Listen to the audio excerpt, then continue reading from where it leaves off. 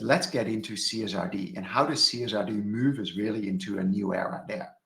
The big question then is it just an evolution of where we were, or is it more of a revolution really? So there's 7 things I think here that I've listed that are quite different, that are really kind of moving us really into a new era, where you could argue it's a bit of a revolution here, what we're doing. The first one is it's mandatory now.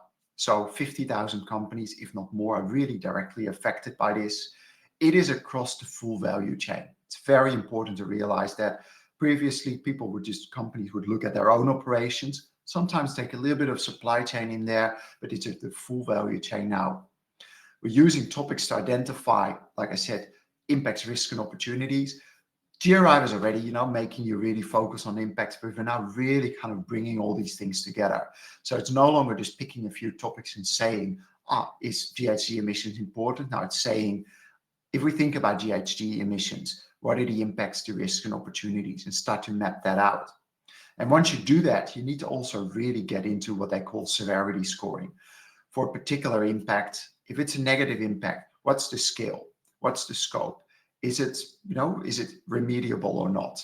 What's the likelihood it happens? And really go to a pretty rigorous exercise of scoring I's and R's and O's, scoring indirectly topics.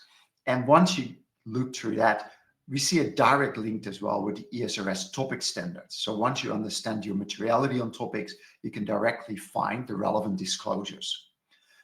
Another key thing is that this double materiality assessment, you will have to undergo limited assurance over it.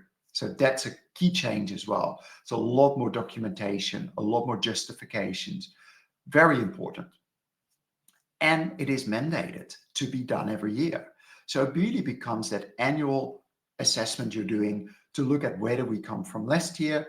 Let's review our material topics, go through the exercise, and instrument ourselves well for this reporting period, and to make sure that we really keep a clear focus on what's material, that we don't go off in the wrong direction. We follow what's happening with our industry, with our peers, globally, from a compliance perspective. So it's quite a few things that are different.